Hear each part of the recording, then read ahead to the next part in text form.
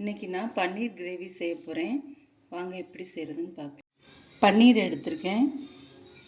1/4 spoon pepper, 1 spoon மிளகுத்தூள், 1/2 spoon cornflour மாவு, கொஞ்சமாக உப்பு. இதை மிக்ஸ் பண்ணி நல்லா கலந்து எடுத்துக்கலாம். பன்னீர் பொரிக்கிறதுக்கு தேவையான எண்ணெய் ஊற்றிக்கலாம்.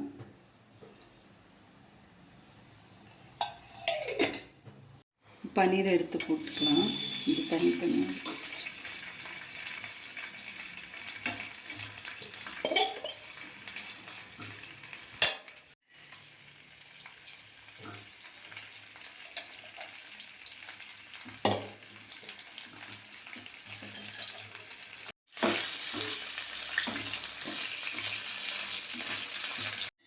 இப்போ பன்னீர் எல்லாத்தையும் ஆஃப் பண்ணி எடுத்துடலாம்.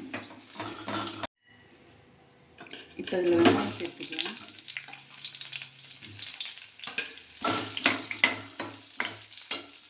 இப்போ இதில் இஞ்சி பூண்டு சேர்த்துக்கலாம்.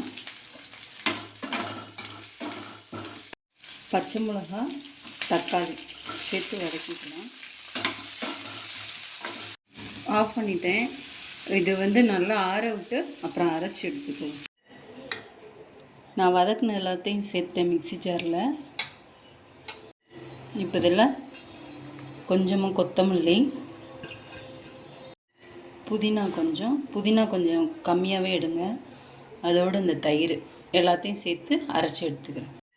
ஸ்டவ் ஆன் பண்ணி எண்ணெய் காய வச்சுருக்கேன். அதில் பட்டை, 2 கிராம்பு, 1 ஏலக்காய், கல்பாசி இதெல்லாம் போட்டுக்கிறேன். இப்போ அரைச்ச பேஸ்ட்டை இதில் போட்டுறேன். இப்போ நல்லா அந்த மாதிரி கிளறி விட்டுக்கலாம். கொஞ்சம் ஒரு 5 நிமிஷம் அப்படியே கிடக்கட்டும். 5 நிமிஷம் சிம்லேயே போட்டு வைங்க. இப்போ அதை ஓப்பன் பண்ணிடுறேன்.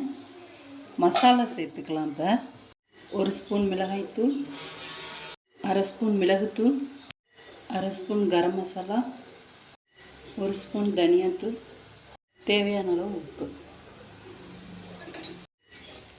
போட்டு இப்போ கலந்துக்கலாம். ஃப்ரெஷ் க்ரீம் எடுத்துக்கிறேன். தேவையான அளவு தண்ணி ஊற்றிக்கணும். உங்களுக்கு எவ்வளோ திக்னஸ் தேவையோ அதுக்கு தகுந்த மாதிரி தண்ணி ஊற்றிக்கணும். உப்புலாம் செக் பண்ணிக்கோங்க. செக் பண்ணிவிட்டு மூடி போட்டு ஒரு 5 நிமிஷம் வச்சுருங்க. இப்போ நம்ம பொரிச்சு வச்ச பன்னீரை அதில் சேர்த்துடலாம். சேர்த்துட்டு ஸ்டவ் ஆஃப் பண்ணிடலாம்.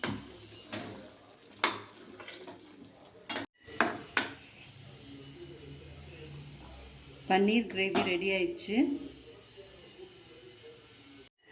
பன்னீர் கிரேவி நீங்களும் வீட்டில் செஞ்சு பாருங்கள். லைக் பண்ணுங்கள், சப்ஸ்கிரைப் பண்ணுங்கள்.